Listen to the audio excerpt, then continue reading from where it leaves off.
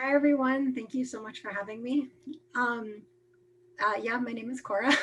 I first wanted to thank the Organization of Independent Filmmakers for having me and all of you for coming. I hope this will be helpful for all of you.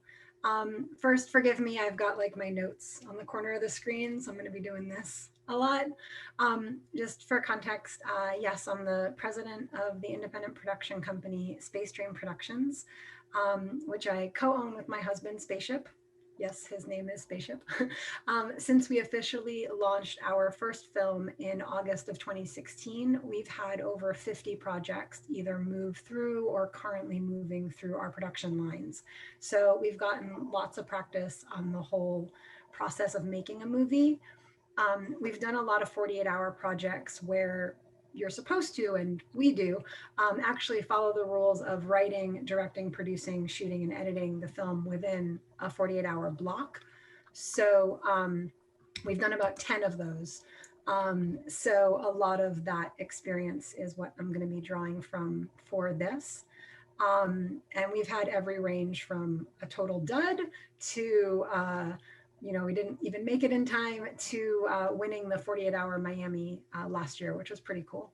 So that's a little bit about me. I'm going to share some of the things that I've learned over the years, specifically just kind of key points to keep in mind when making a film that can really make you stand out as a professional filmmaker and help move your project to a more professional level. Um, First, a little bit of a shameless plug. This is a 1 hour, hour and a half class with the Q&A to go over everything about making a movie, and it's a lot. So I do have a free podcast called Filmmaking Actually, which you can find pretty much on any filmmaking platform. So if you just look it up, Filmmaking Actually, I go into depth on all of these things. For now, it's just an overview, a lot of info.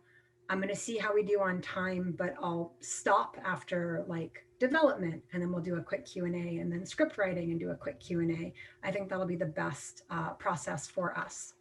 So there are a lot of steps to making a film, and not everything I'm going to cover is going to apply to everybody.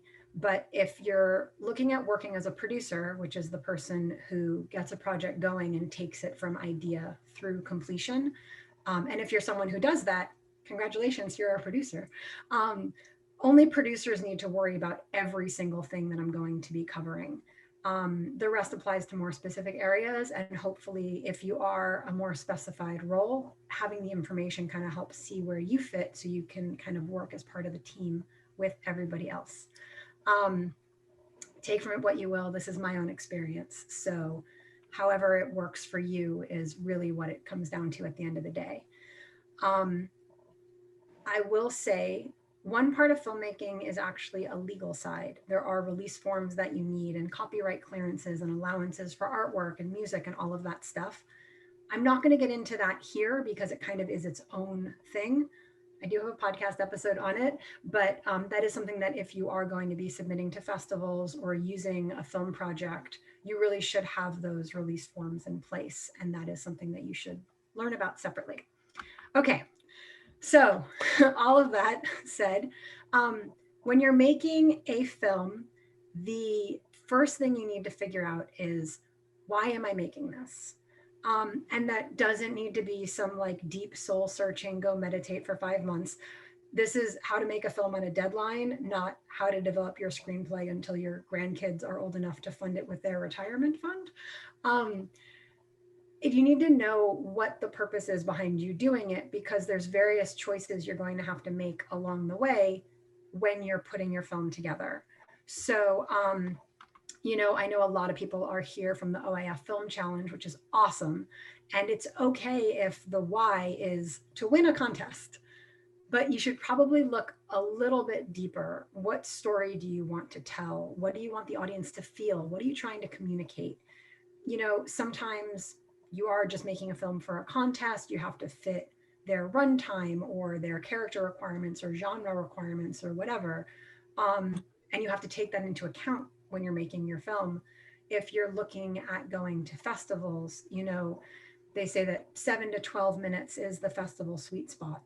It is. That does make films much more programmable, but You know, I've seen films at Sundance that were like a minute long, and I've seen shorts at Sundance that were literally like 30 minutes long. So don't take any of these things as like a rock that can't be moved. Um, the most important thing to know about filmmaking is it's an art. There's no A, B, C, D, E, F, G. If you add these up together, you get X, and that's it, because it doesn't work like that. I wish it did, but it really doesn't. So these are some things that just might help along the way. Some of it might work for you, some of it might not. Remember, even Marvel and Disney had no idea Black Panther would make $1 billion. And sometimes you just have to go make something and see what happens. So when you're getting started, your script and the style of your story and what you're making have to fit either the competition you're entering or festivals or very leaning into the genre or whatever it is, you know. And if it is just to make you and your team look cool, which is valid, why are you wanting to make the movie? Because to be rich and famous doesn't always give you the best story, but if you have another reason in there, you can use that like as a pin to hold down a bunch of other choices, you know. Unfortunately, your own fame and fortune isn't great character motivation. So as you're going through and putting your story together, really look at what audience is this for, what story are you trying to tell, who are you trying to reach with this piece. um, Also, if you're making a feature film, I am going to lean into shorts with this because A, I don't have a ton of time. We have an hour and a half. And also because features kind of are their own beast in itself. If you're making a feature film, one of the reasons really has to be to sell it. Because, I mean, unless you're like an independently wealthy person who just has a ton of disposable cash to blow on making a movie, in which case, call me. I have some movies we could make. But if there's a business side to film that is more relevant for features. So that's something to consider when you're looking at making a feature film. Um, I'm going to assume that most of you are here because you're making shorts. So we're going to lean into that. Um, One thing you can do to help you with your development is look at your resources. You know, what locations do you have access to? And something to consider with your location is locations that look cool are not the only location requirement. Um, what's the sound like at the location? Is it right next to a busy highway? What time of day are you filming? And are there crickets or frogs or other noises that are going to kick up? Are you near a dirt bike track or a concert hall that maybe is quiet in the afternoon but very loud in the evening? Are there fans or refrigerators that you can't turn off? Is there parking for people? Are there bathrooms that people can get to? Do you have space for gear and snacks and everything that you need to kind of facilitate your crew? Those are all things to consider when you're looking at your location, so you don't get there day of and you're like, what do I do? Um, if you're doing a project where you know your team, you can ask them ahead of time. Like if you're doing a 48-hour film project, you know who you're working with, or an OIF, you know who you're working with. Find out their skills and what they can bring to the table, because you can use that in your script writing. What are they willing to do or unwilling to do? Maybe they have like an authentic vintage army costume and you can lean into that as a character element. Maybe a friend has a pizza restaurant and they would let you film in it after hours. Again, check for sound because they've got refrigerators and stuff. But really pull your resources, list them out. Um, there's a really great scene in a movie about NASA having to fix a spaceship from Earth, like it's in space and NASA's in Earth, and they've got this box, and in the box is every single piece of movable anything that's on the spaceship. I think even like toilet paper is in this box. And they dump it on the table and they can use anything in the box to fix the spaceship. They can tell the astronauts what to do with these objects. When you're making a movie, especially if you're on a deadline, make a box, put everything in it that you could possibly use, even if you don't use it. Just have it there because you never know, you know, what it's going to inspire. Once you have that nailed down, that direction is something that you're going to use when you go to write your script. Okay, I know that was just a ton of information. I am going to kind of break it up here and ask if anyone has any questions about the development process. I know that was a big overview, but if anyone wants to ask any questions at this point, I can stop for a minute and we can kind of dive into some of that more. I have a notification. Let me see how this works. Forgive me as I learn.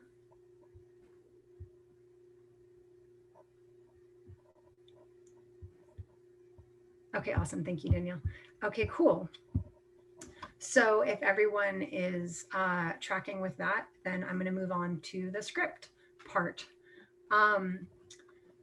So this is going to sound very silly. The best way to write a script is to write it. So if, you know, especially when you're in a rush, you literally just need to write it.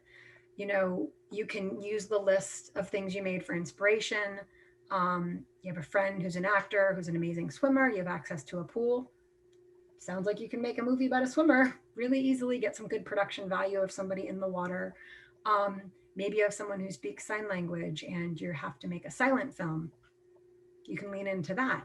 Just get something on paper. It sounds so reductively simple, but you literally cannot edit something you haven't written. So when it comes to writing, just write. Don't critique yourself. Don't think about what you're going to post on social media, about what you wrote. Don't worry about your friends. Just get the words on the page. No one has to see it but you. If you don't know what the characters should say, if you're writing along and you hit a point where a character, you just can't figure out a cool way to say it, just literally have the character say, this is the part where I yell at you because I need you to get pissed off and leave. And then write the next character gets pissed off and leave. Like literally you can get that basic. You just need to get something there so that you can start to work with it. Sorry, scrolling my notes. Maybe you get to another scene later that gives you an idea. Maybe they don't need to yell at all once you're like looking at the whole story. Just get it down on paper, whatever it takes. If you need to set a timer, you can do that. Like say, I'm just going to write for 10 minutes and just force yourself to just write. There's writer block tricks. For example, if you really just can't get a story to go in a direction, it's called writer's block for a reason. Maybe your character is not supposed to go that way. Just write them in a different direction. If your characters are, you're just stuck, write the total opposite. You know, if you're writing about an old woman who's very conservative and very careful and quiet and meek, and you just can't think of anything, just to keep yourself writing, have her like strip down to her underwear and go running through a local supermarket screaming hallelujah at the top of her lungs. You'll either wind up with some crazy character quirks, or your brain will kind of kick in and be like, she wouldn't do that, she would do this, and it kind of like helps you just get it going. So just get it written and then edit it.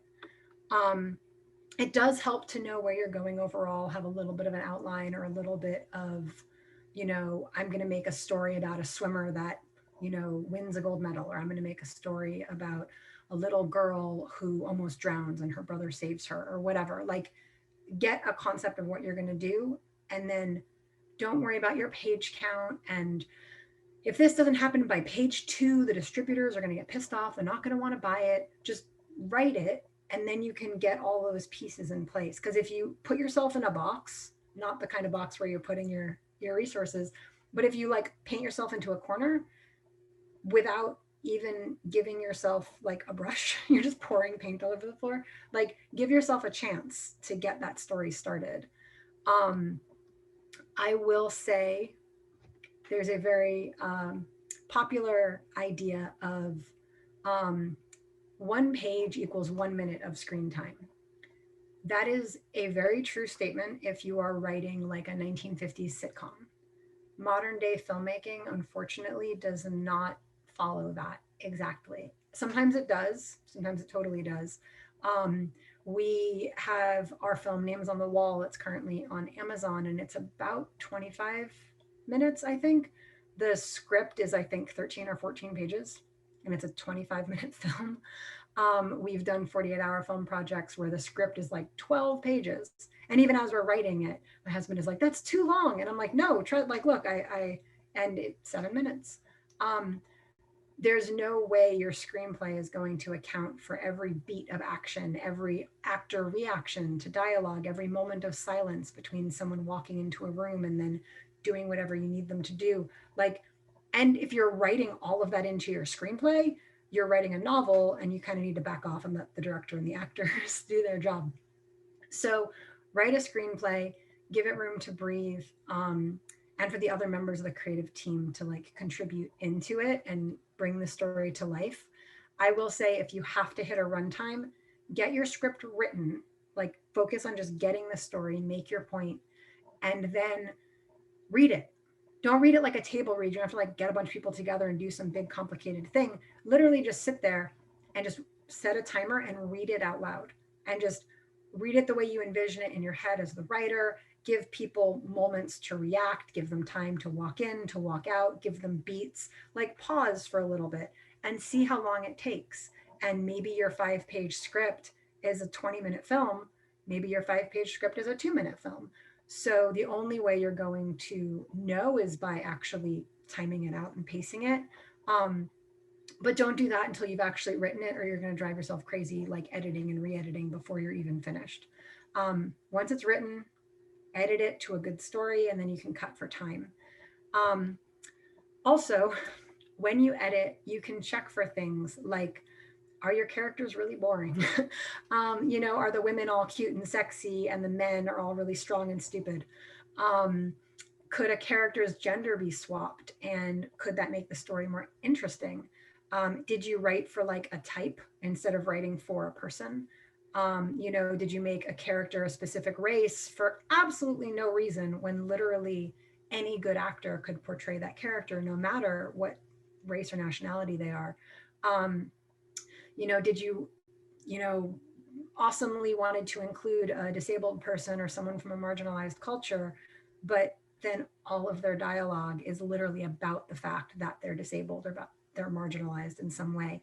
Um, when it doesn't have anything to do with the plot, and you could have just written a story about a human who happens to be disabled or a human who happens to be marginalized.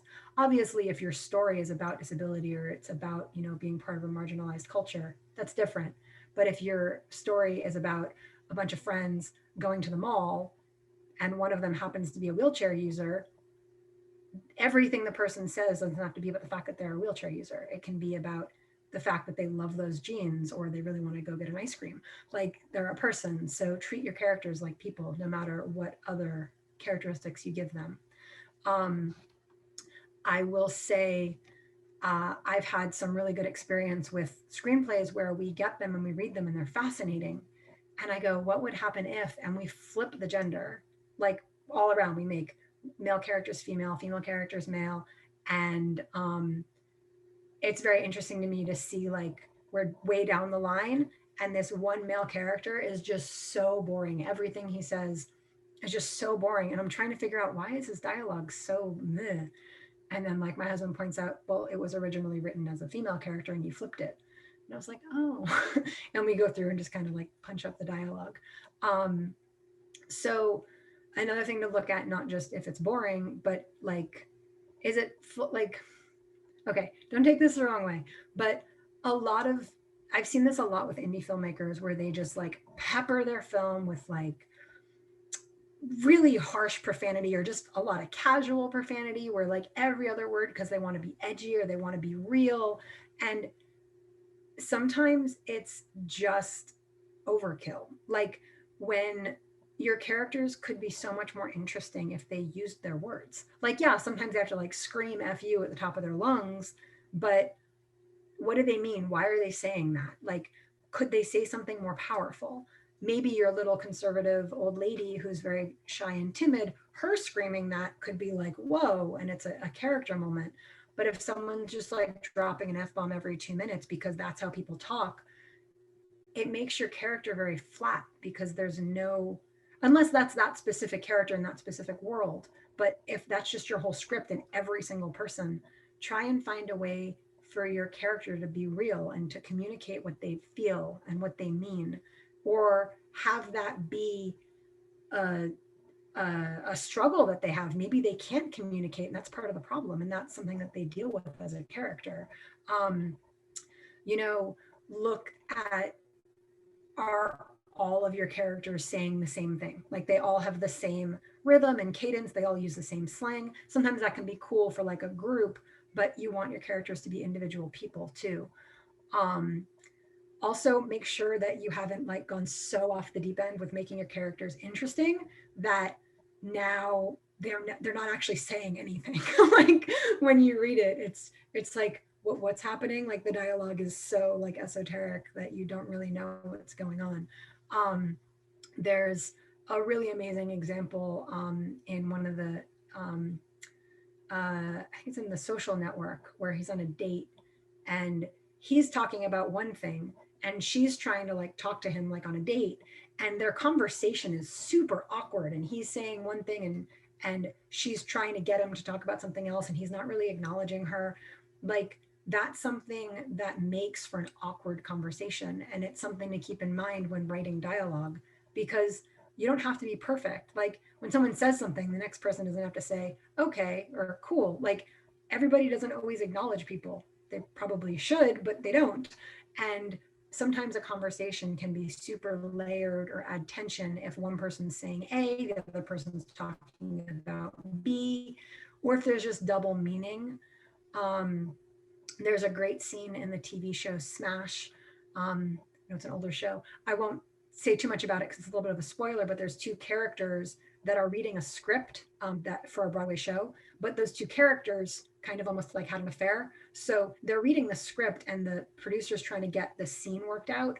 And the two characters are saying things from their heart to each other, but it fits the script they're reading. And they get in this like argument, and like one of the producer or the director is like, did anybody write that down? Because they think, oh, they're just reading as characters, but they were speaking from their heart. And that it just made for a very interesting scene, and that's something to look at when you're kind of going through your script with a fine-tooth comb. um, Another thing is, don't go crazy with that. You could spend a lifetime polishing your dialogue. The most interesting part of your script should always be the story, and anything that is happening, being put into your script, being taken out of your script, it should always be, sorry, it should always be something that makes the story more interesting. Um, Another thing to keep in mind is, what is the dynamic of the screenplay? Like, where is your lead character angry when it starts and then they're angry when it ends and everybody's just kind of angry the whole time? I mean, sometimes it's funny to have a character who's just okay, like Inside Out. Obviously those characters have their emotions, but like at, at a general rule, unless you're going to really lean into a sort of monotoned character who just has their emotion and that's it, most people move around, and you want that emotion to move around in your scenes. If it starts angry, maybe end it sad. If it starts sad, maybe end it scared. If doing this to every single scene makes your script feel like a totally unstable person with just emotions everywhere, find a place where maybe the emotion should carry. Maybe there is a point of monotony or boredom or prolonged grief or prolonged joy that then is destroyed by some horrible all is lost moment. Really lean into emotion and using all of those pieces, so that you can make your audience feel something that isn't just like a flat line. Um, Another thing to consider at the script stage is audio. Um, you can actually bring in your director and your post production team, like your post audio team, when you're writing your script. Um, that's not something that a lot of people do, but if you're planning for sound, um, one of my mentors very awesomely gave me the example of filmmaking as kind of like decorating a room. And if you put pictures like wall to wall and sound is the curtains, now you have no place to hang the curtains because there's just stuff everywhere. So if you consider sound, if you consider moments of silence or moments of the wind blowing or a storm or music or um, a conversation happening in another room or someone's stomach gurgling, like any piece of audio can be planned for in the script stage so that when you're filming, you give space for that audio to be put in, and it gives the actor time to react to that. If a shower is turning on in the other room, you can have that moment of the actor being like, what is that? And then getting up and walking over, and you can lay in the sound when you're finished. So, yeah, talking about audio during the script writing phase can add another layer to just the whole production process. And yeah, okay, so you've got your script, you've got an interesting story about interesting characters with interesting character traits that speak to the character, and you're ready to make it. Sometimes you got to tell yourself you're done, especially if you're working on a deadline. Sometimes you got to go, this is good enough. Sometimes you got to say, I still don't love that dialogue. We're going to get it in front of the actors and see how they polish it. Sometimes the dialogue is just kind of meh, and you got to go with it. If you're on a deadline, sometimes you just got to say, okay, this is good enough. Never let the perfect get in the way. Sorry. So important too. Never let the perfect get in the way of the good. That is such an important thing to keep in mind as a filmmaker. If you get too technical and you hang up on like the minutia, you're never going to finish the actual film, which is the whole point. So that is the script writing section. If anybody has any questions about that, I'm going to jump over to the chat here. Let's see. Yes, collaboration. James Cameron, that's true. And then Meredith, I agree. When language just isn't used as a thing. Yeah, exactly. If your profanity is forced, it doesn't fit. It should be natural. It should be real. Your characters are people, so treat them like people. All right, let's see. Cool. All right. So I went through the comments there. Moving right along. Wow, you guys are great. I'm gonna cover everything super fast. All right. So see, the only problem is I need to drink some water. I was hoping I'd have a second for the questions. One sec.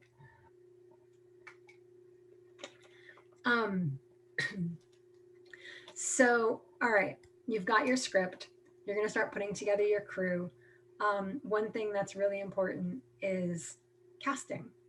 And that's important because bad performances can pretty much ruin a beautiful script. If you have your talent in mind when you're writing your screenplay, maybe you already have your team and you're writing for those actors. I mean, that's great. Congratulations. You wrote your script, give it to them, have them get started. You are done with casting. If you're going to be actually casting and holding auditions, what are some things that should be looked for? I'm going to jump back. Oh, okay. I'm going to jump back to the script writing for a sec because someone just asked a copywriting question. My personal opinion is copyright everything you do. Sorry, the question is, I have a script that could be a series or feature. How do I copyright it if I want it open for both? Do you recommend only copywriting or registering? I think it means that as well. So copywriting does not limit you. Like if you copyright a screenplay as a feature film and then you develop it into a TV series, you're not like breaking some rule by doing that. The copyright registration will only be as a film, but it will be evidence that that was your idea. Those characters, that dialogue, that storyline will be registered as the feature film. Personally, I would just say anything that you do, just register it. If you've got a finished film, watermark it, put your info on it. And if you can't afford the registration fees, there's a very old way of copywriting your material, and that is print it, put it in an envelope, seal it, stamp it, and mail it to yourself. And don't open it, because then you've basically got a preserved, stamped by the US government date and time for that material. That's kind of like the old school way of doing it. And As far as registering with the Writers Guild, you can definitely do that also. I'm a big fan of like contracts and legal and like really having your ducks in the row because yeah, the poor man's copyright. That's right. Really having your ducks in a row because that really helps you down the line. It's an ounce of prevention being worth a ton of cure or whatever that expression is.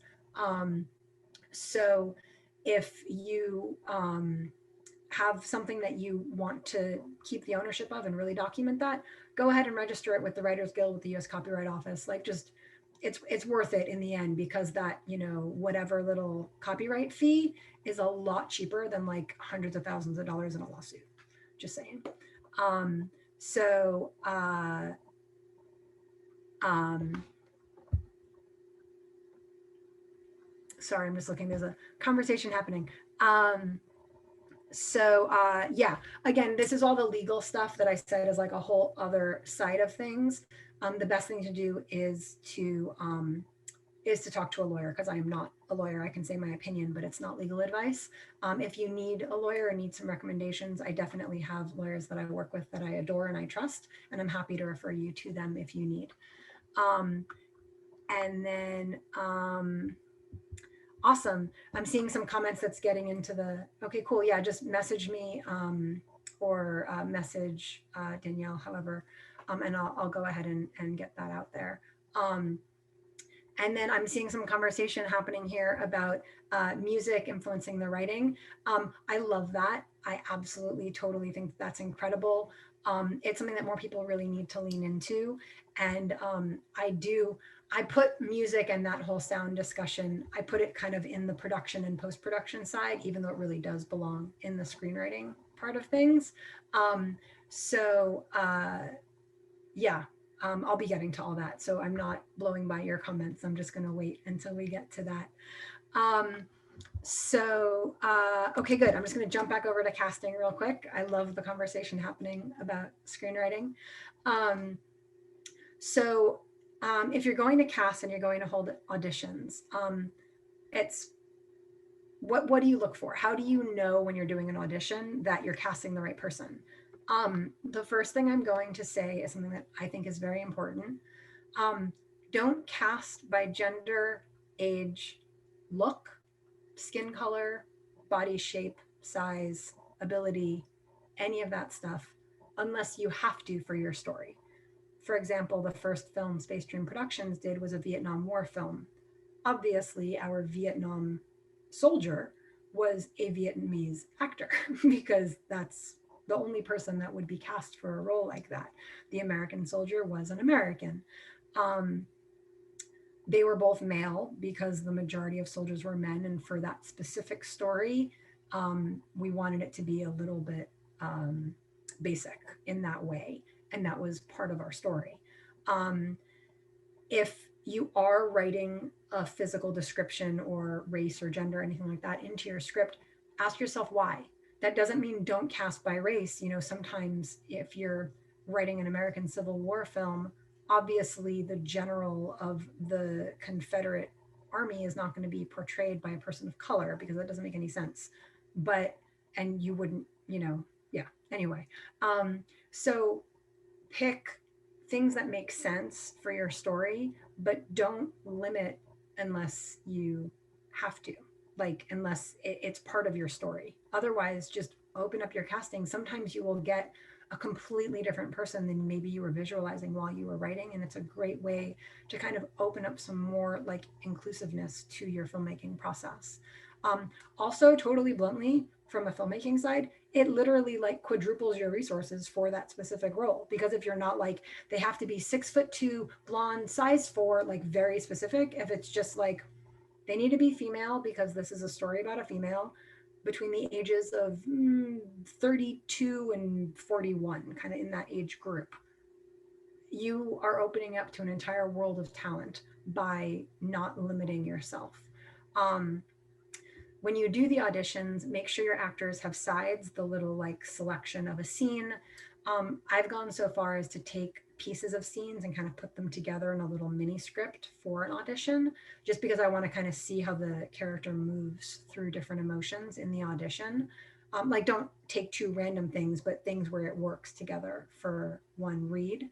Um, and if you can, you don't have to make people cold read. When they're going to be getting on set, you have time for them to study the script. So give them the script, let them actually read through it. Um, Actors, prepare. When you've got the lines, try and learn them. See if you can learn them cold before you go in. If you're doing a self tape, have someone read with you off screen.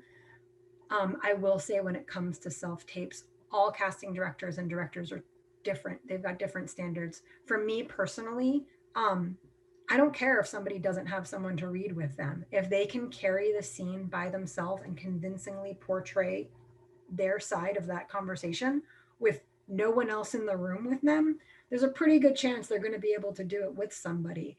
So I'm always more impressed when someone can just really carry it. So don't worry about the technicalities. Just show up and present yourself. Um, for people doing casting, um, check for how relaxed and natural sounding the actor is. It should look like either you accidentally walked in on the room with them, or you accidentally turned on their webcam. Um, it should look like just somebody in life that you stumbled upon, not like somebody who's acting.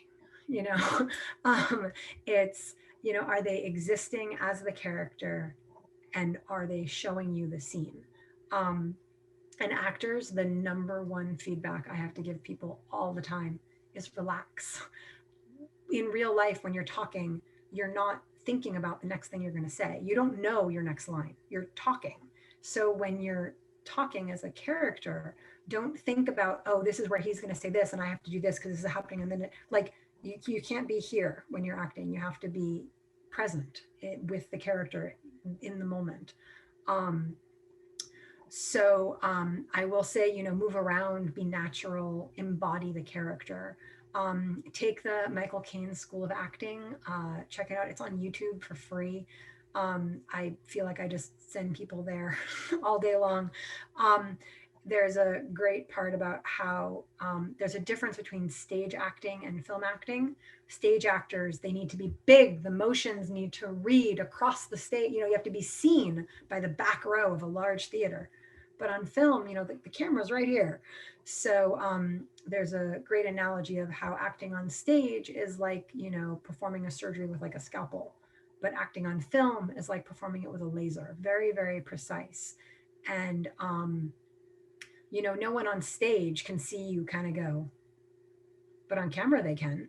So really like lean into the fact that the camera can see every breath you take, and you can keep your movements smaller. You can be more nuanced. You can stop and kind of like just be a person without performing at the same level you would if you were on stage. And if you're auditioning for a stage show, then obviously flip that. um, all right. So another thing that's very important during the casting process when you're holding an audition is give them direction and see how they follow it. So, if they do it one way and you say, oh, that's great, can you try it this way? Even if you don't actually want the character to do it that way, you need to see how somebody can take direction, because you can have someone who does a great take and you say, awesome, can you try it again? But I'd love to see it a little bit angrier. And they do it exact same way. Now, on set, if the character needs to be angrier and you're saying, can you do it a little angrier, and the actor can't change that performance, they've got what they figured out in their head and that's it, and they can't shift it, that's a problem. So you need to see how they both take direction and how they deal with your direction. And it's totally valid for an actor to say, really angrier, I totally thought this was blah blah blah blah, and have a little conversation about it. I don't know if that's a great conversation for the casting room. That's totally fine to have on set or during rehearsals. But when you're in the casting room, you need to be able to have that dialogue of giving direction and seeing how they take it. Um, you also should try and do scenes with the actual scene partners. You need to see how the actors interrelate to each other and not just how they do a solo performance to the air, which is super cool. But most movies, there are moments.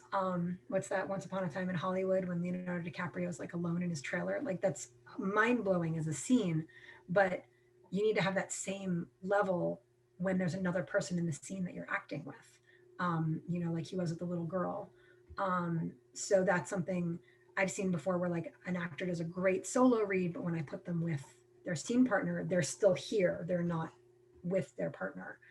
Um, and I have an extra note here. It says, this is very important. If your actors cannot take direction in an audition when they are trying to impress you, they are absolutely not going to take it on set. So you have to make sure that they can work with the director, they can take direction, they can vibe with the other cast. Otherwise, you're going to give yourself such a headache and waste valuable time that you need for actual filming. And then another thing to watch for is continuity. I know it seems like a funny thing to look for when you're auditioning, but there's things that you can catch in an audition that are going to mess up your film, that if you pay attention during the audition process, you can find them before you're on set, or worse, before you're in post-production and your editor is like yanking their hair out. So, an actor does a take, and on the third word of the line, they pick up a cup with the right hand. Have them run it again. Just say, that's awesome. I'd love to see that again. You can even give them a little direction and see how they take it. And then you do it. It's so important to watch. Does the actor pick up the cup with the same hand in the same way on the same word every time? Or do they pick it up with the left hand once and the right hand another time, and they scratch their ear another time and they don't even look at the person another time? Like, obviously, they might be nervous and make a little flub, but the physical performance and the way a line is delivered and the physicality that goes with it can destroy your edit. If you have somebody who's not giving the same performance every time, you can't cut back and forth between different takes, and it's really, really, really hard in post. So if while you're in the audition room, you sit there and pay attention to these things, it's just things you can catch, and you can ask the actor, like, hey, I noticed you picked up with your right hand when you said blah last time. Can you do that again this time? And then have them do it 2 or 3 more times and see, just because, and see how they. You also have to decide how much time do you want to invest in coaching an actor in an audition. Sometimes somebody is so close and you just want to give them a couple notes and see if they can make it. But if you find yourself giving note after note after note after note, you probably want to move on. And yes, I did see the note about script supervisor being your best friend. On set, yes, the script supervisor will watch these things and will help you, but it wastes a lot of production time if every 2 seconds or every take, your script supervisor has to go back over to your actor and tell them, hey, last time it was your left hand. Can you do that again? See, I can't even do it. Last time it was your right hand. Can you do it again? And then they do it wrong. Hey, last time was your right hand. Can you do it again? You want to try and circumvent the problems later by preparing for them ahead of time. Another thing, this is just me personally, and I think in the name of mental health of actors everywhere, if you're not casting like thousands of people and doing some massive like cattle call, take 2 minutes or 1 minute. If you're not going to cast someone, tell them why. Even if it's just a super quick, we went in another direction. Or I had somebody once who legit just looked too much like the lead actress. And I said, I'm so sorry. I love you. You're incredible. When I put you next to her, you look like twins. And that does not fit for the story. You're amazing. Best of luck. Totally going to call you if we have another role. I once had an actress whose performance was amazing, but I couldn't give her notes. Every time I gave her notes, there was like this static, or like it just wasn't, like I could feel like she didn't agree and just kind of wanted to keep doing it her way and would sort of begrudgingly. And I was just like, and we called her back and called her back. It was one of these like final callbacks, and we kept having her come back. And after a couple times, I had one of my associates with me, and she was like, and it was actually a friend of hers, and she was like, I'm so sorry. And I said, I'm sorry too. So we called her in, and I literally told her, I said, look, I love your energy. I love you for this character. I think you're a great performance, but I'm having a little bit of difficulty giving you notes. I feel like there's like this kickback every time I try and give a note. I feel like maybe it's not being received. And she literally said, really? I didn't feel that way. And I was like, this is exactly what I'm talking about. So, if I had any doubts about cutting her after that conversation, I was like, okay, that was the right choice, unfortunately. But she couldn't even see the issue she was causing in the casting room when people are usually kind of hyper aware of everything going on. Anyway, at the end of the day, you're casting, you should have people who your director and team can work with, who embody your characters, who can naturally portray your script and bring your story to life together as a cast. That is what you're going for when you're doing the casting process.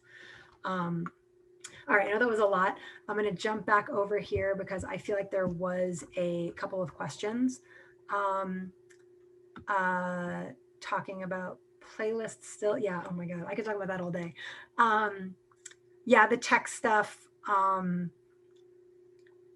Yeah, if I'll be honest, if someone's gonna cut you, like think don't worry about technical stuff, having the eye line down and blah blah blah blah. If someone's gonna cut you because you look down at the paper for 2 seconds and that's why they didn't want to cast you, honestly, I think it's a little ridiculous. And it probably isn't someone you want to work with. That sounds like a very toxic, like working relationship. If you just show up, be your best self, bring the character. Um, didn't like Leah Michelle when she got cast in Glee, like she got in like an accident in the parking lot and like she told the pianist to stop. She was like, no, can you just start over, like in the middle of her audition? And they were watching her and they were like, oh my God, it's her. Like it was the character standing there. Maybe a little bit of typecasting in that example, but bring yourself. If it's a good fit, you'll be a good fit. Don't like get too into your head. Um, and yes, breathing normally, definitely, that's a great tip. When you're saying your lines, just relax, just talk. All right, so here's a question. In some film challenges, it's common for writer directors to just cast their friends. Shouldn't they resist that and still have them audition? That is a great question. You're not going to like my answer. The answer is no. If you know somebody who's right for the role, okay, so when you're making a movie, yes, it's for fun, especially if it's for a feature, especially if you want this to be a career. This is your job. This is your business. This is your work.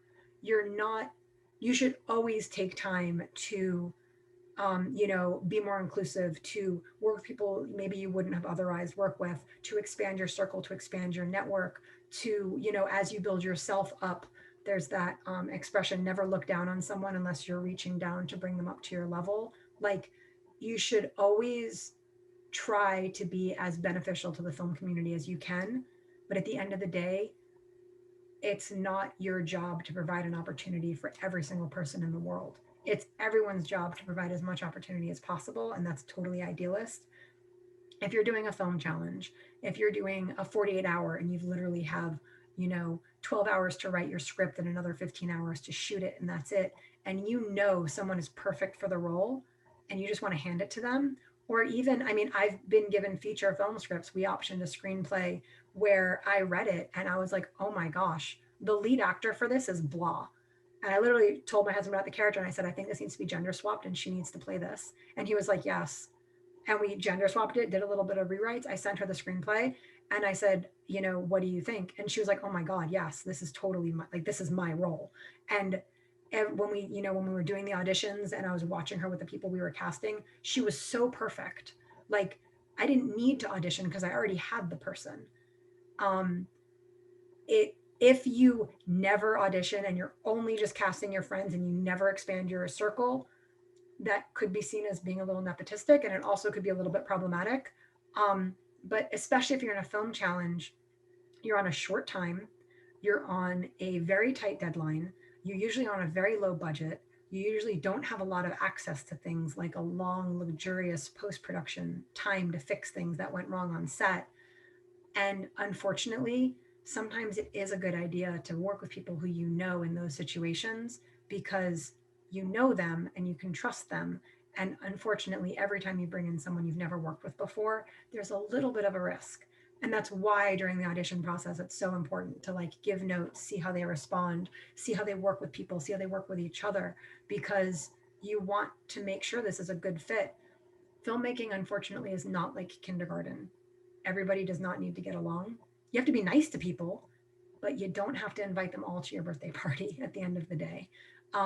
It is annoying when a director always only casts their friends and never auditions ever and is only picking from their own circle. But at the end of the day, that director probably has a very specific thing in their head. And if they're already being so biased to their own, it's very possible that they wouldn't have space to allow you to bring everything you could bring to the table. And it probably wouldn't be a good working relationship. That's just my like thoughts on it.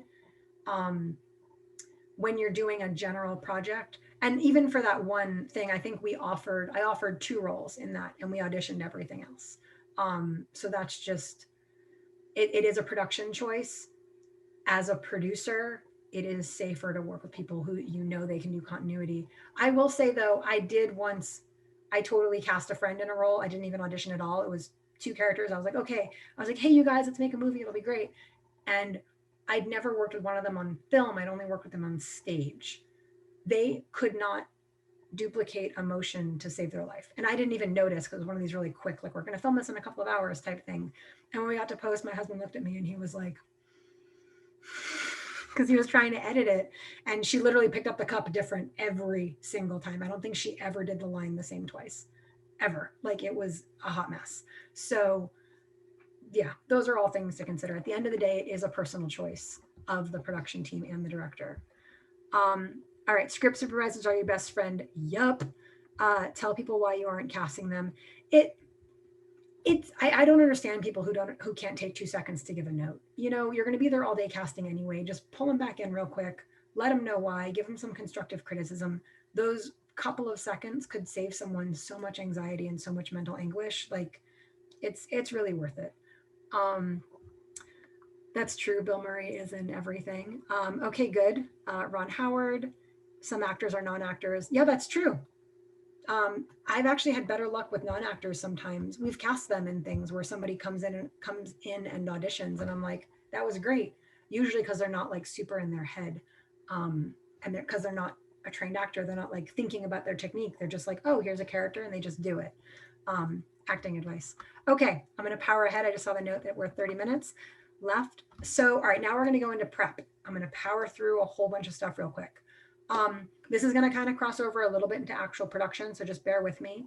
I personally have a huge and extensive breakdown process. When I've got my script, I list out every hair and makeup style, wardrobe, prop, sound note, cast, like where people are, when what scene connects to another scene, like set design, VFX, prop cars, like everything. It's this massive, massive spreadsheet that I usually use for feature films.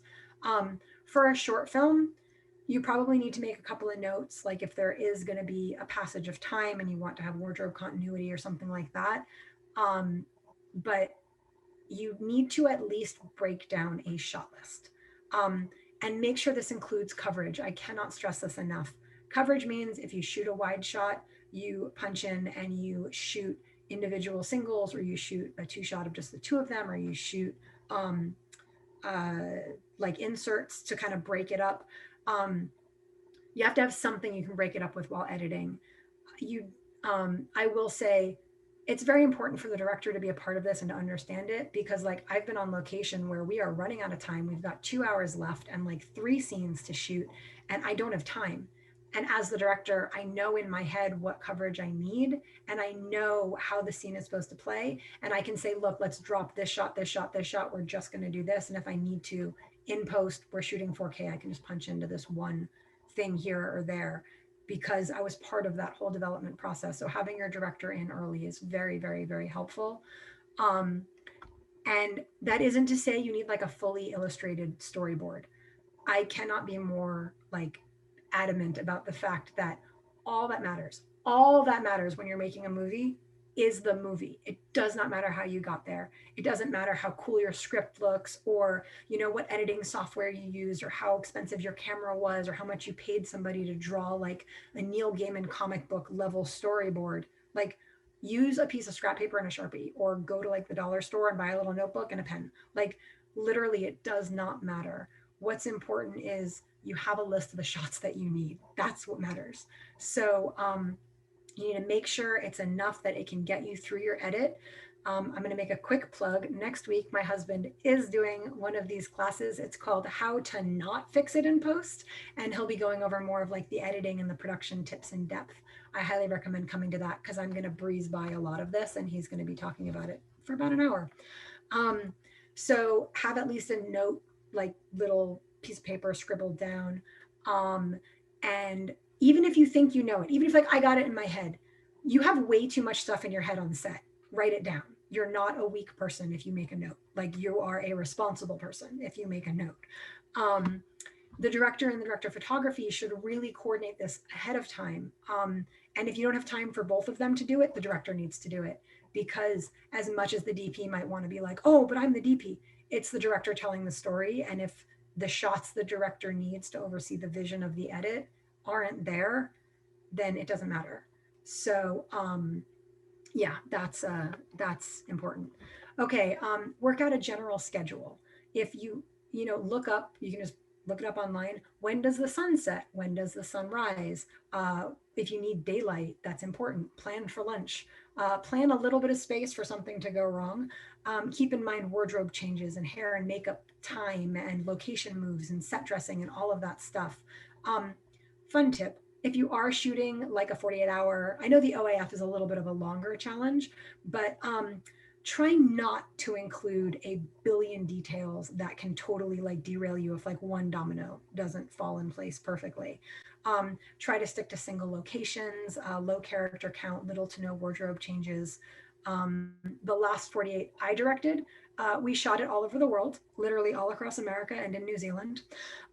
Everyone sent their footage to me virtually, and it was a hot mess. And we did not get done on time.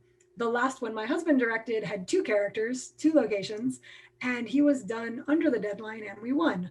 So don't make the job harder for yourself. I mean, it was fun. It was fun to do this crazy film project shot all over the world, but don't make your job harder than it needs to be. Sometimes you can really just lean into that simplicity.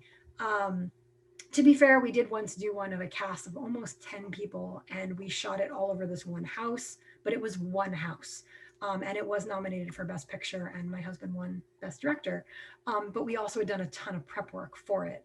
So, speaking of, plan your props and wardrobe and set. It doesn't have to be some super fancy period piece or high fantasy or massive science fiction, but like don't put someone in a white shirt in front of a white wall unless that's the style direction for the story. Plan what people are wearing. You can use the old Hollywood trick of putting background in muted colors and the lead character in something like red. Or other way around, if you want the lead character to look mousy, put people around them in very bright colors. Thinking about what your filming locations look like and style the wardrobe and your props and stuff to fit that.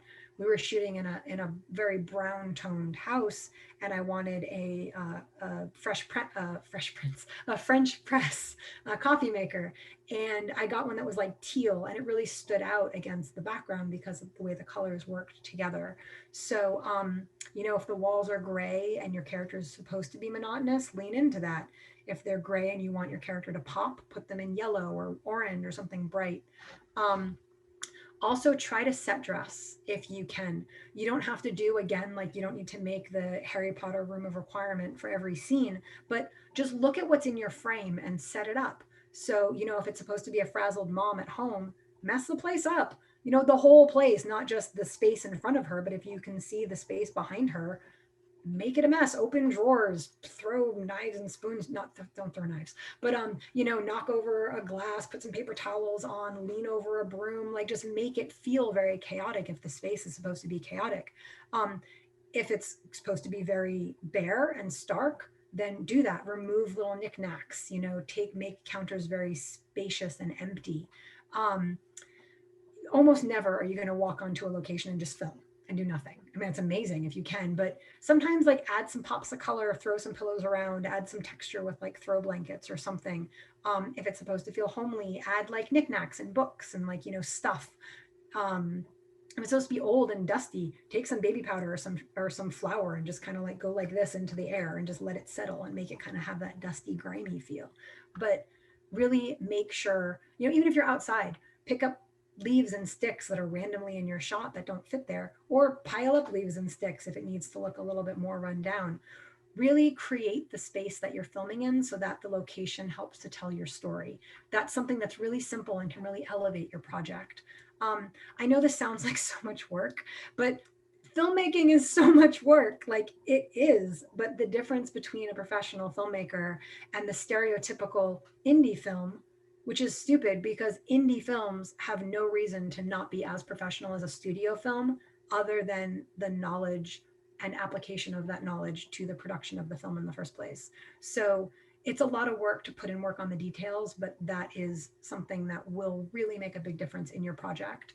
Um, and there is a very vital role called a production designer who can help with all this like color palettes and styling and set dressing and wardrobe and hair, like all that stuff. Just give it to them. Um, Another thing to note about hair and makeup is that makeup for camera is not the same as makeup for life. That doesn't mean you have to like layer it on, but you know, especially with like super HD 5 billion K, whatever, um, it's even more different. But unless your character is specifically not wearing makeup, like sometimes a little lipstick, a little blush, a little, you know, something, brush or style their hair, watch it for continuity while you're shooting. Little things like that can add just a slight pop to the whole like look of the thing. It's the little things that do that. Um, Very important, moving right along, work out who will be running your sound.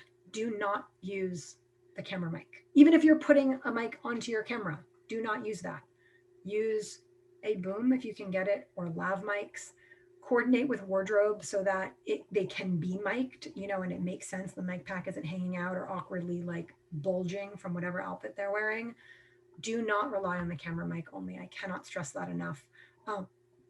If you get nothing else from this class, have a good story, get shots that are in focus, shoot coverage, have good actors, get good sound. Like that's literally like so important. Sometimes a great story can override all of these things, but more often than not, those things will kill a good story. So everyone jokes about room tone. There's all these like internet memes. I don't know why. I don't know why it's so funny. I think room tone is like so important. And to me, I find it a little unprofessional when people are like, oh, got to get room tone. Like on all of my sets, when they say hold for room tone, everybody just shuts up and sits there. And then we keep going. Like everyone understands what it's for. So um, it's don't start making it weird to not get room tone instead of making it awkward to get room tone. Also, we have something on our sets. It's called a JFS shot, and that stands for just for sound. We basically film with the boom mic guy like walking, or girl walking through the set, like where we can see them on camera. We record it just so we can sync everything, but we have them just capture all the dialogue. If the actors are opening and closing drawers or opening the refrigerator, the mic is right there. It takes a few minutes to run each scene one more time, but it saves hours for your sound designer and your Foley mixer and your Foley recorders. Like all of these things that you probably don't even have. Now you've got to take, oh, they opened the fridge, there it is, drag and drop. Oh, they closed the drawer, there it is, drag and drop. And sometimes we do it once without audio, without dialogue, without audio, once without dialogue, so that they just get all of the background noises, their footsteps, the drawers opening and closing and all that stuff. So we just have it clean and we can drop it in. I really would love to see that on like every set as just a normal thing. I don't understand. It's so simple and so helpful. So yeah, it saves hours. Um, Another thing that's really important is lighting. There's so much you can do with lighting, and it does not have to be, and I'm going really fast, I'm trying to get this all in. It does not have to be like a giant truck with thousands of dollars of lights. You can get a bounce from Amazon, like one of those nice like 5-way bounces that you can also use as a flag and as a diffuser. It's like 25, 30 bucks. If you can't afford that, literally go to the Dollar Tree and buy one of those big pieces of like poster board that kids use for school. If you get a colored one, that can be kind of interesting, or just get a white one. And literally don't even worry about like, oh, I feel so janky. You're doing something to better the value of your production, and all you had was $1. Don't be ashamed of that. Use what you have. So you know, and you can use that, just put a little bit of extra light on your actor's face, fill a shadow to make their face look a little bit more rounded. If you want something to catch attention, put like a little a little extra light on it. If you need to, use a flashlight app on your phone and stand there like this, lighting people. I've done that for photos before where I just like, it was too dark and I just had two people with their flashlight apps on and then we took the picture. If you use a desk lamp and remove the shade and take some tinfoil and shape it to make like a funky angle and use it for like a film noir, like you can do so much. And I totally recommend playing around with lighting, because it's another one of those things that's the difference between, oh, I just turned on a light. Like, don't just turn on your ceiling light and call it lit. Okay, great, you can see them. That's not lighting. That's just like ambience. But learn a little bit more about it so you can use it as a tool. Um, Also, and this is huge, when you're looking for a director of photography, watch their reel and look at the lighting. Like, I cannot tell you, a good DP understands not just camera, but light. I mean, photography literally means photography, writing with light. And a fancy shot demo reel with like all this cool camera motion and funky editing and crazy music, but the lighting is like boring or flat or uninteresting or unartistic, that's an amazing camera op and you should totally look at them for a camera op. But you need to find a DP who can work with lighting and camera, because the purpose of the shot is not to make some sort of pimped out demo reel for the DP. The purpose of the shot is to capture the story and to shoot the style in a way that serves the moment on the screen.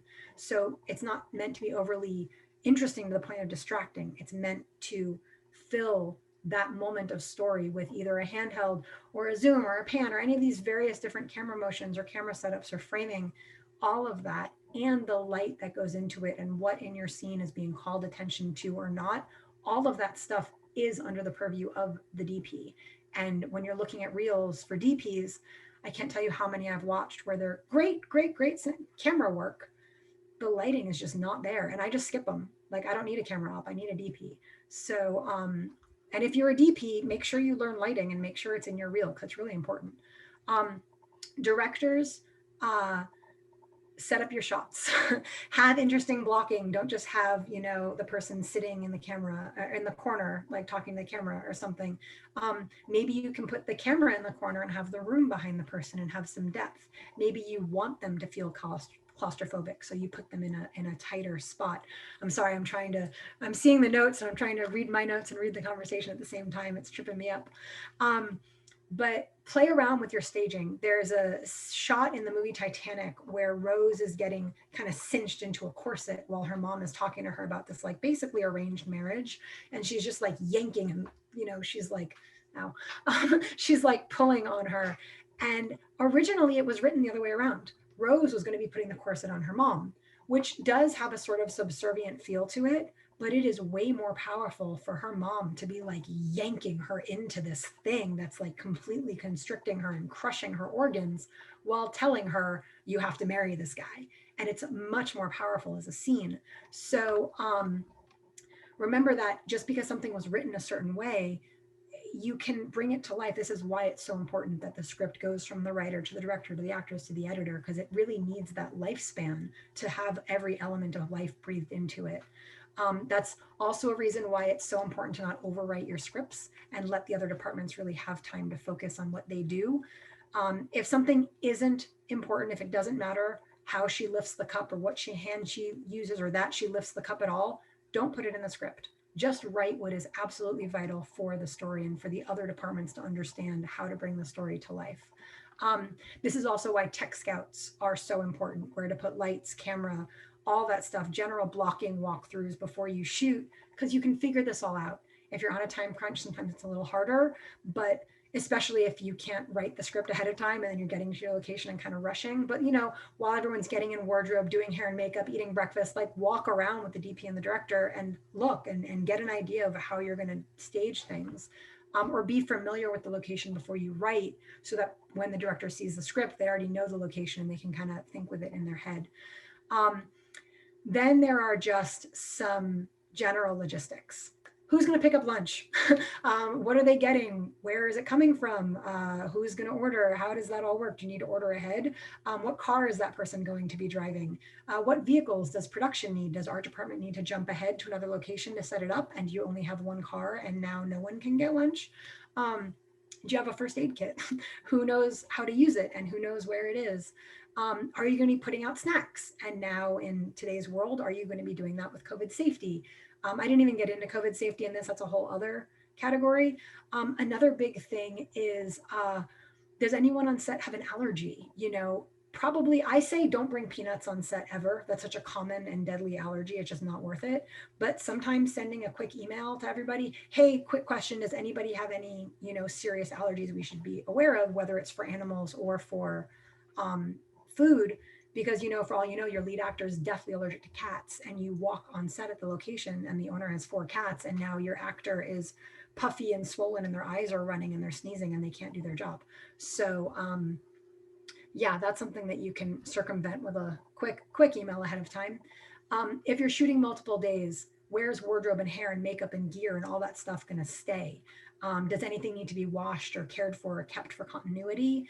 What time are you returning to set the next day? Do people have time to sleep? Is there gear or props or things you have to pick up ahead of time? If so, who's going to do that? Where is it going to live until you're ready to use it? Fun fact, it is so much easier to answer all of these questions where the answer isn't, I'm going to do it. Like, build a team of people you can trust and work with, because, you know, if you need to, reach out to a local film school and see if maybe there's some students who would actually benefit from the opportunity to be on set and to work with you. You know, and while they're on set, task them with real tasks. Don't treat them like minions. These are people who want to learn, who are here to help you. Be respectful of their time. They'll probably be respectful of you in return. And, you know, like, they're helping you to make your film. So utilize that, teach them, help them grow. And for all you know, you could end up as with a new co-collaborator of someone who started out as a PA. I have a friend who has now taken home several Emmy Awards, who started out as a production assistant on a TV show and moved up to associate producer. And now he works as a producer. And it's fantastic. And he just showed up, did his job, and did an amazing job. All right, so yeah, make sure someone on set, I'm going kind of quick because I'm running out of time. Make sure someone on set is responsible for all of these things. Do at least 2 takes of every scene, even if it's perfect the first time, no matter what. That's 2-minute second take will save you hours in editing. Especially if you're on a deadline, just get the other take. We just did a project where my husband needed a shot of a woman getting off a horse, and in the background there was a jogger wearing a mask running through it was the only take, 1 take, that was it. I mean, he did a great job masking it out, and you can't, the runner's gone and the woman comes in and gets down, and, or no, she's not getting off a horse, she's looking around. And we needed that shot, and it took a lot of work to fix when they could have just done another take. And the DP should have said, hey, that shot, you know, somebody walked through, I need to redo that.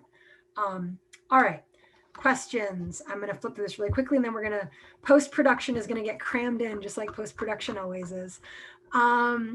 So there's a lot of conversation happening here. That is awesome. I'm really excited about that, you guys. I hope people can connect here as well.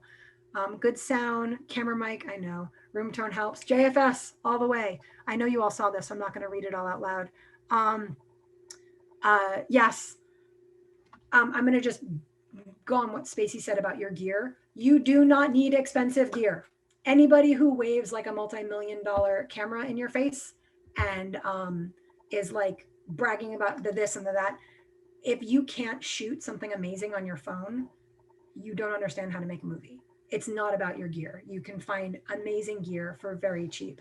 Don't ever let budget stop you, ever, ever, ever. It's the worst excuse. Tanya's having chocolate, cinematographers, lighting, yep. And scrolling. And yes, I do have an episode on the podcast on documentaries. Just for the person who asked about that. Awesome. All right, I have 10 minutes to cram through post. Does anyone have any other questions, or should I just get going on that really quickly? Awesome. All right, post-production. So true to all post-production, it gets shoved down to the last minute, and That sucks. I'm so sorry. But also, like I said, my husband will be teaching that class specifically on how not to fix it on post. Do check that out. For now, I'm just going to touch on some main points. I'm going to go really quickly. So, editing. General cutting of your film is so important for rhythm and style. Yes, great editors can save a crappy production team from bad cinematography or even weak acting performances or awful continuity. But in a perfect world, the footage they have is good to start with and they don't have to fix it in post. So, when editing, the most important thing is to cut it in a way that tells the story. Sometimes, don't just establish cut, cut, cut, next scene, cut, cut, cut. Like, you can do something called intercutting, which is where you take pieces of one, like this scene happens and this scene happens, and you kind of cut them like that. You can pull audio from one shot and have, maybe you hear the car before you see it, or maybe you see the car while the audio from the other scene is carrying in. You can do a lot of stuff with the way you put everything together. Editing is the ultimate sandbox because you can do anything, and the editor has the ultimate privilege of every other person on set doesn't get to see it. They're imagining it in their head, they're building it as they go, they're putting it together out of the air, and then the editor gets to sit there and look at it and be like, yeah, that was wrong. That's pretty good. That you could have done that better. Because they get those pieces. So use that as the editor and use it to amplify the work that was done by the rest of your team. And hopefully they did a good job and didn't dump you with a pile of garbage to work with. Always cut to the story. Just get it on the timeline. Even if you need to trim for time, cut away what you can without losing the story. But the first thing before anything else is lock your picture cut. Get it to where, even if the audio is bad and you have to fix stuff and there's effects needed and color grading and things you need to deal with, just get the picture locked and then you can work on that. Otherwise, you're going to start working on something, change the edit, and now you have to fix that again. And it just wastes so much time. It also can make your computer go slower if you're like running adjustment layers while you're editing. But yes, having the editor on set is helpful as well. I'm not going to dive too much into that because I want to save some for my husband's class. But don't get into sound mixing and sound design and score and all that stuff. Lock your cut first. Then send it for effects and audio mixing and score and start your color grading all at the same time because they can all be working concurrently while the cut is locked. Color grading is super important, and it's just a little bump of polish that wow, there's like a fly that just showed up. That's so cool. That makes your film look more polished. And if you, so cool. Don't just drag and drop a LUT. A LUT, for anyone who doesn't know, it's an acronym for a lookup table. And it's basically a preset or save settings of color grading. It's kind of like dropping an Instagram filter on it. And it may not actually work. I'm sure you've gone through your Instagram filters and you put one on and you're like, oh, that's terrible. So don't just drag and drop because even if it looks good on one shot, it might not look good for the whole film. So at least check it. As with anything in film, be intentional. Like do it with purpose, do it with a reason. Also lean into sound, give moments for your story and characters to just exist, build a world around them beyond just what they see, but what they hear. Maybe a story takes place during a major storm. You don't even need to show it. Just board up the windows and have that sound of a hurricane happening outside. Mix your dialogue. I cannot stress that enough. Nothing screams more during like a screening. We've all been there and we're sitting there and as one mic turns on and off. And it's so obvious. So if you didn't get clean audio, if you can't get rid of it, if you're running out of time, just drop a little crossfade on the end, just blend it in so that it kind of comes and goes gently. It's not going to totally fix it, but it makes it a little less like shocking. And if it's a competition, it shows the judges that you were aware of it and you tried. And it's super quick to fix that. When it comes to the score, you can edit to pre-existing music. This is my personal preference though, unless you're making a music video. Why? Like what's important is your story, not the music, as much as I love music. Your story and the emotion of every moment should be allowed to breathe as long as it needs to, not cut because that's where the drum beat is. So I know tons of people who cut to scratch tracks and, some people even like that's their thing is cutting the music, and that's totally fine. Again, what works for you. I personally say lean into the story. Try to have an original score written to the film that you cut, even if there's themes and things like that kind of being developed. Even if you drag and drop music after it's cut, sometimes you can play with it and make it really fit the story instead of trying to make your story fit the score. Again, a film isn't a music video. So do try not to use like action sequence 732 from some random website. Like try to find something original when it comes to your music. If it's a piece on a train, try and find something with like this train-esque sort of chugging rhythm to it. If it takes place in the rain, maybe lean into that and have that sort of like torrential element added to the score. Give characters their own themes. There's so much that you can do with music. I know this seems like super high and mighty goals for a film, especially if it's on a deadline. But if you plan ahead of time, you know, you can even bring your script to your composer at the beginning and have them start kind of like getting some ideas before you even film. You can actually work these things out and then go from there and kind of have it all come together in post. Lastly, I'm going to have like 5 minutes for a final Q&A. Lastly, your end credits. Include everybody who works on your film, spell their name right, make sure you credit them properly. Try not to have a long, powerful opening sequence. It's awesome that you want your name up there and you want to tell the world who you are. Like anything in film, don't tell them, show them. Show them your film and then say a film by and have that splash across the screen after their like mind is blown from watching your amazing work. And then make sure you include the little copyright. This film is a work original. Any relationship to characters, real or fiction, is purely coincidental, blah, blah, blah, blah, blah, blah. And that's it. I've got 4 minutes for questions. Sorry for rushing through that. I really wanted to make sure I was able to kind of get through everything. I'll jump in over here. There's a,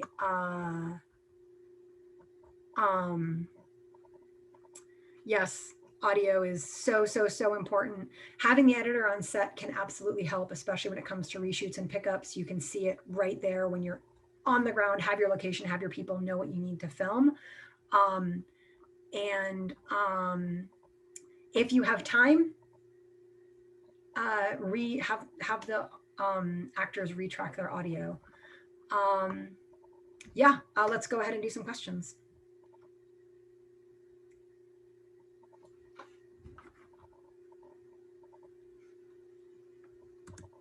And I know that was a lot, but I hate letting go and trusting the editor. Thoughts?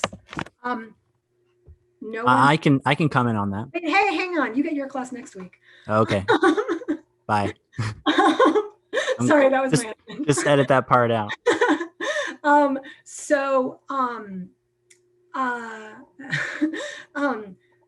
No one says you have to. There's nothing that says. Now, obviously, obviously, you know, you want your editor to have space to do their job.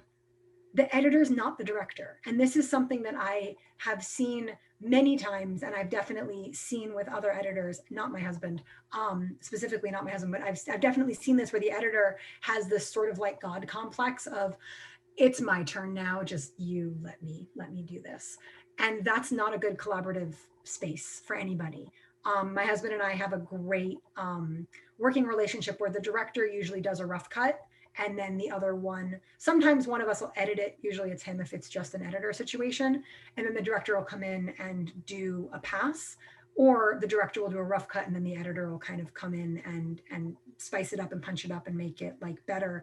It always helps. You do have to get past your ego in a little bit, that it always helps have another set of eyes. Someone is going to see something. Both my husband and I infallibly have said, I had to take that shot. I had to make that cut because there was no way else to do it. And we had genuinely tried. And the other person looked at it and figured it out and fixed it. And that's just something to keep in mind. Make sure your editor is someone you can collaborate with and someone you trust, and someone like an actor who's going to take your notes. Make sure your editor can take your notes too, because they are not the director and you don't have to give it over to them. They are working for you.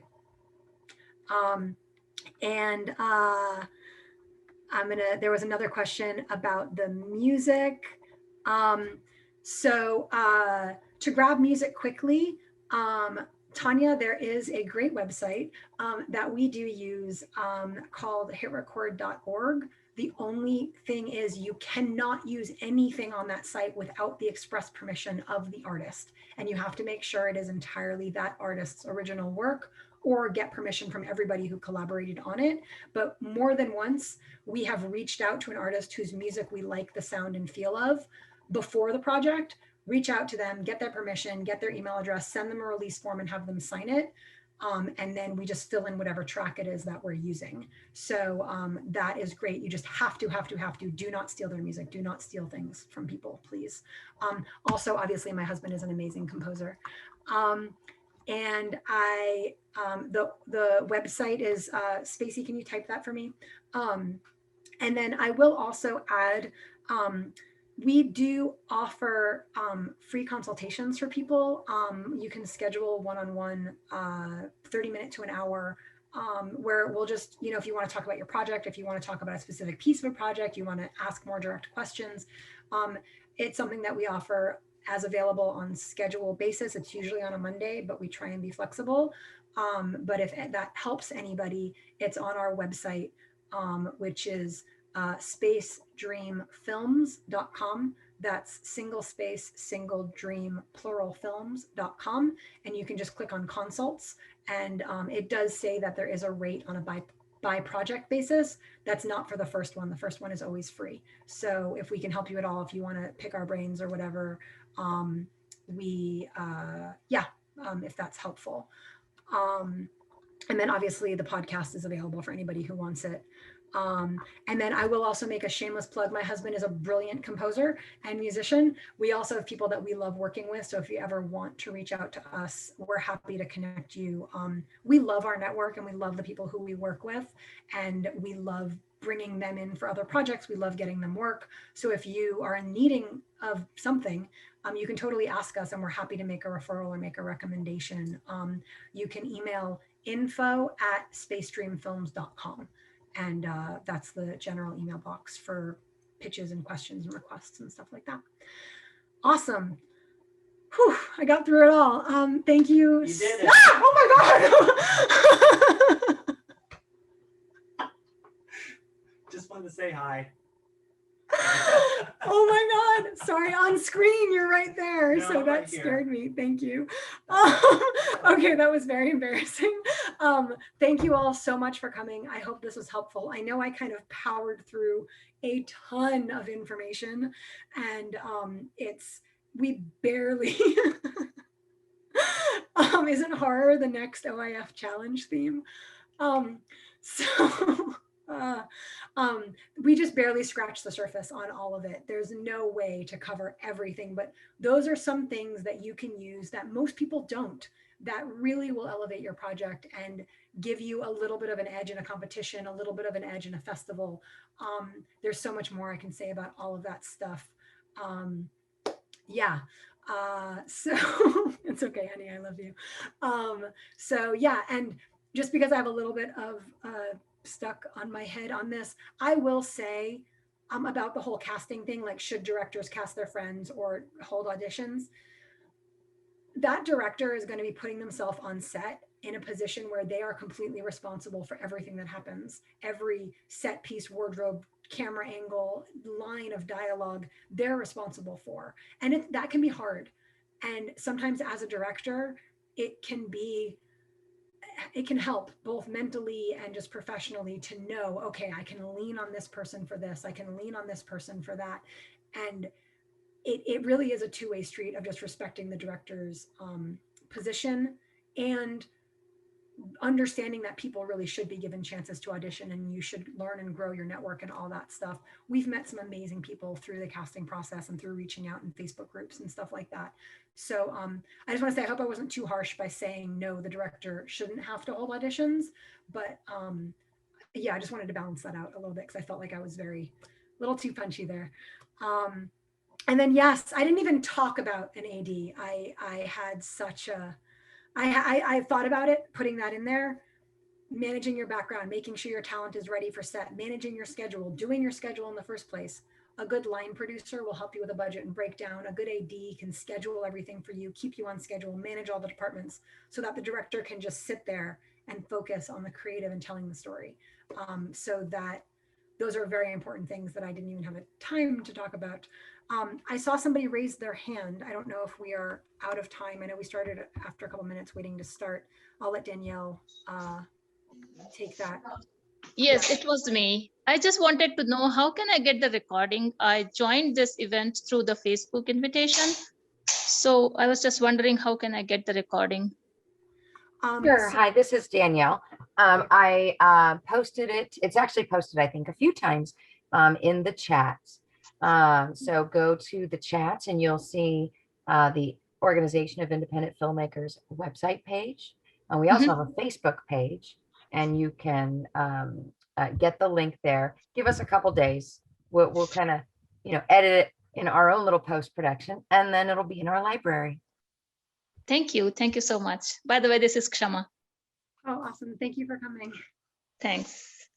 It was awesome. Yay, I'm so glad it was helpful. I really appreciate everybody and everybody's awesome questions. I loved the chat. Yeah, I would be honored to come back and do more. I had a lot of opportunity with mentorships and I did a lot of interning and a lot of apprenticeships. I applied to a lot of places when I first started working in film. And if it wasn't for other people taking time to help me, I wouldn't have been able to have the opportunities to learn. So if I can share my slight sliver, I mean, I learn more every day. I'm sure in 10 years, I'll look back at this and be like, oh my gosh, I can't believe I said that. Probably in 2 years, I'll say that. But yeah, I hope it's helpful. Take from it what you can. Feel free to reach out to us directly, either through our website or through email or through the OIF page. Thank you again, everybody. This was an awesome experience, and I'm glad I was able to do it. Thank you. Yay. I don't know how to edit it, so I'm just going to be that awkward person. Oh, it's still recording. Thank you. Thank you so much. It was really helpful. I'm really glad. Seriously. Thanks. Yeah. All right. We're going to end the workshop video now. So thank you, everybody, so much. Everyone have a wonderful night.